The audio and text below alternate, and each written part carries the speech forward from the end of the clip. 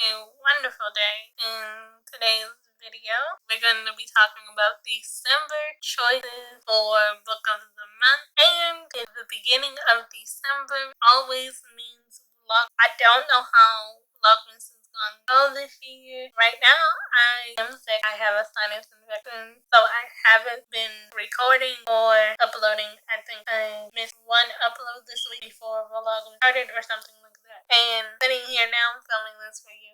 So if I sound out of breath or nasally in this video, that is why, and it'll probably be like that for the next week or so. But we're gonna try and pull off Vlogmas this year. Or we might just do 12 days. We don't know. We'll take Vlogmas one day at a time. But you guys know how much I love my book, and you know how much I've loved of the month so far since I started using them in July of this year. For this month's choices, we have a book. I have already chosen my book. It should be here tomorrow because, like I said, I'm behind on content. But our first book is by Alison Unrun. Forgive me if I said that name wrong. This is a romance book, and you'll be surprised. No, I didn't choose a romance. It's called Her One For Me. I think this is a cute book. I love the holiday vibe. Sitting at like a coffee shop. Look at the cover. The takeaway from this book is cozy up with this delight holiday tale as old as time. Boy meets girl. Girl meets boy sister who she loves. Ooh, there's a twist to this. The good to know is LGBTQ plus themes, 14, big dating, and siblings. The Why I Love It is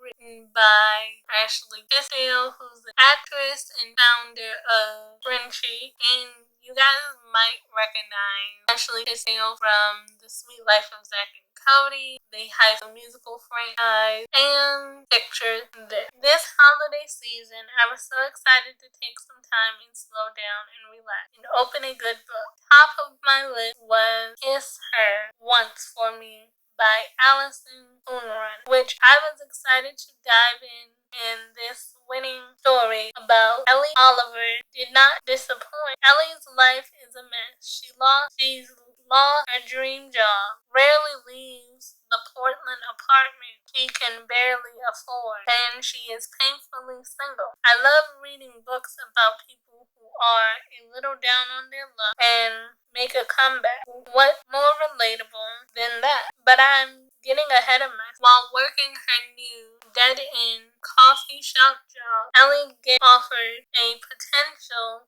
get out of a run free card. All she has to do is marry the coffee shop landlord, Andrew, who will inherit a fortune if their relationship successfully fools his father. Except there's a little hit in this marriage plot. It turns out Andrew has a sister, and this sister, Jack, just happened to be the mysterious woman Ellie had an ever so brief wondrous meet cute with winter prior drama. Kiss Her Once For Me is the perfect holiday rom-com to end the year with. Let me know what you think after reading. The synopsis. 1 year ago, recent Portland transplant Ellie Oliver had her dream job in animation and a Christmas Eve meet cute with a woman at a bookstore that led her to fall in love over the course of a single night. So this is like a love at first sight situation. But after a betrayal the next morning and the loss of her job soon after, she finds herself adrift, alone, and desperate for money. Finding work at a local coffee shop, she's just getting through the days until Andrew, the shop's landlord, proposes a shocking drunken plan. A marriage of convenience that will give his recent inheritance and elevate Ellie's financial woes in isolation.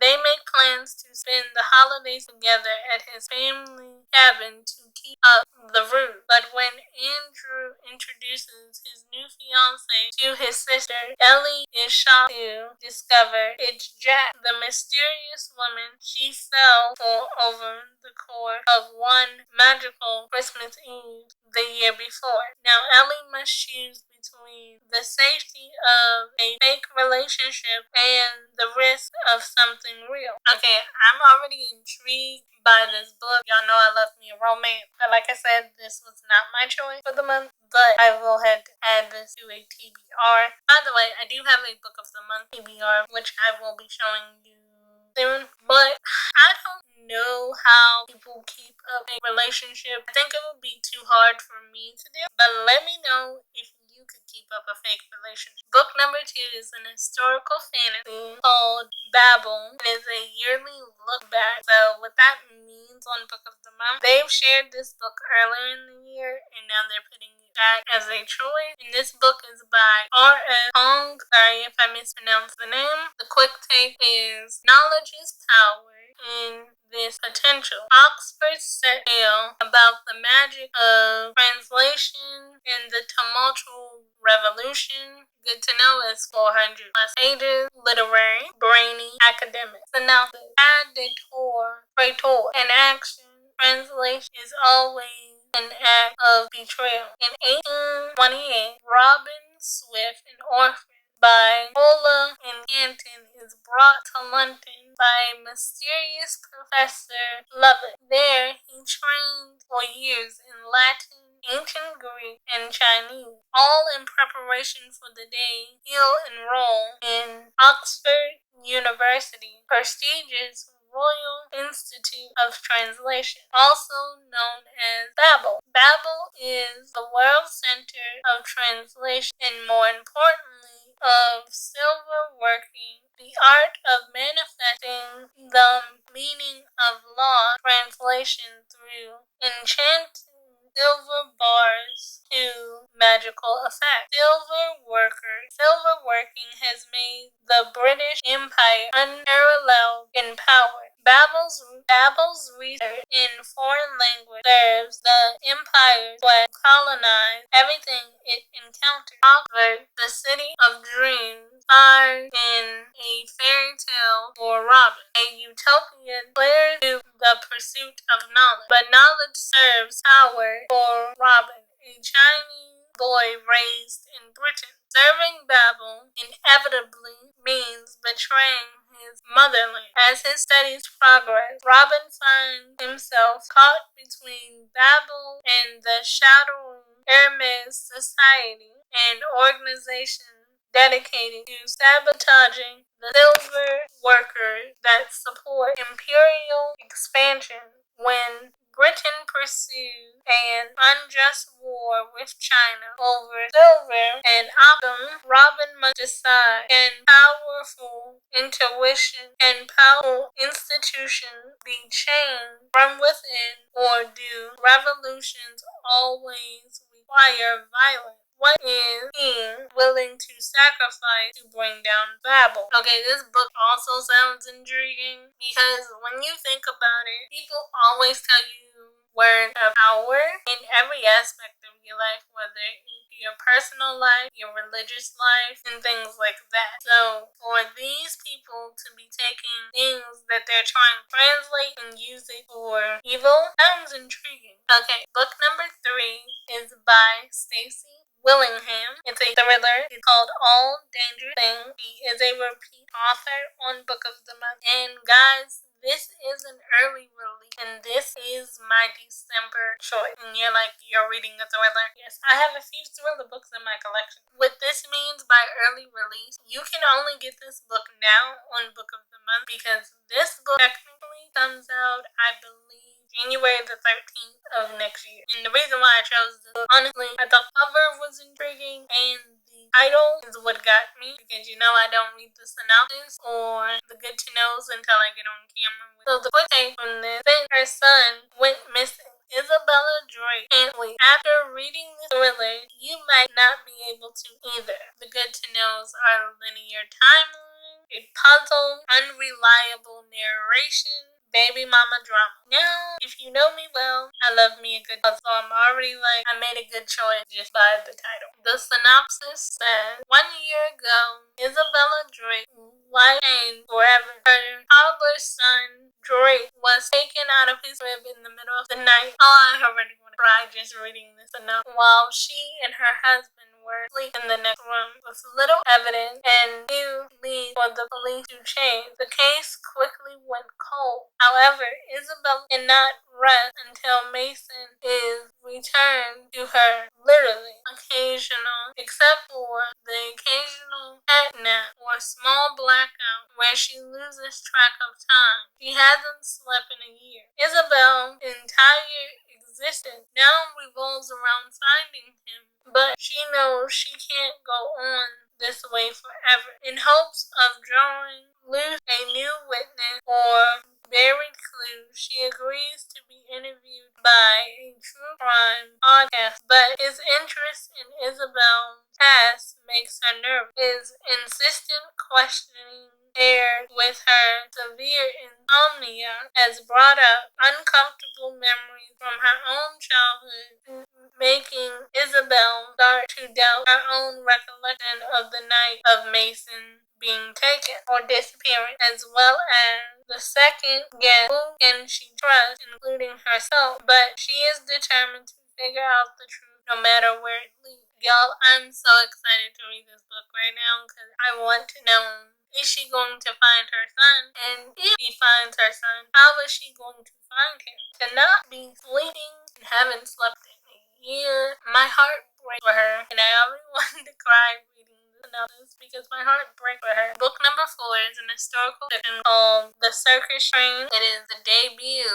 It is a debut book by Amita. I pronounced the name wrong. Quick take. All the world a stage in this moving World War II story about a traveling circus and finding your path in dark times. The good to know, inspirational, international, movie-ish underdog. The synopsis: at the world of wonder, your most magnificent traveling circus. Every moment is full of magic, and nothing is as it seems, especially for the people who put on the show. Lena Papadopoulos has never quite found her place within the circus, even as the daughter of extraordinary headlining illusionist Theo. Brilliant or curious, Lena yearns for a real-world magic of science and medicine, despite her father's overprotection and the limit of world placed on her because of her disability. This one is hitting me in the heart right now because the whole disability thing and people telling you what you can't do and what you cannot do always hits me because I know what that feels like. And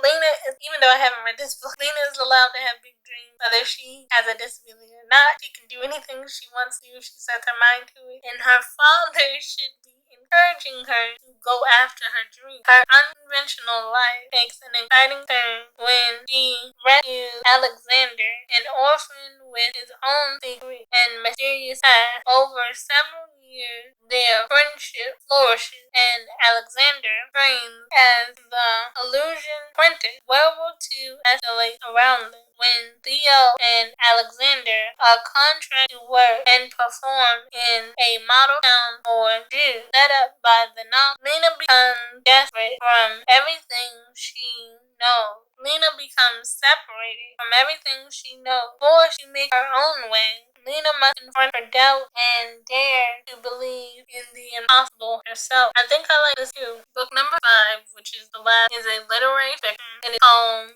The Light Pirate. It's by Lily Brooke Dalton. The quick take for this book: life and hope find a way to mutter through after the leaves break and the water surges in this meditative novel. Good to know is LGBTQ plus theme, bad, royal, and dystopian. The synopsis: Florida is slipping away as devastating weather patterns and rising sea level gradually weaken the havoc of the state. In fractured, a powerful hurricane reaches a small town on the southeast of Kirby loads an electrical line worker. Wife is pregnant. Rita, their 2 sons, Flip and Lucas, prepare for the worst. When the boys go missing just before the hurricane hits, Kirby heads out into the high winds to search for them. Left alone, Rita goes into premature labor and gives birth to an unusual child, Wanda, who she named after the catastrophic storm that ushered her into a society closer to collapsing than ever before. As Florida continues to unravel, Wanda grows, moving from childhood to adulthood, adapting not only to the changing landscape, but also to the people who stayed behind in a place abounded by civilization. Wanda loses family and gains community and ultimately seeks adventure, love, and purpose in a place remade by nature. Told in 4 parts: water, power, light, and time. The light power mirrors the rhythm of the element and sometimes the quick, sometimes the slow dissolution of the world as we know it. It is a meditation on the change. It is a meditation on the changes we would rather not see, the future we would rather not greet, and call back to the beauty of violence and the untamable wildness.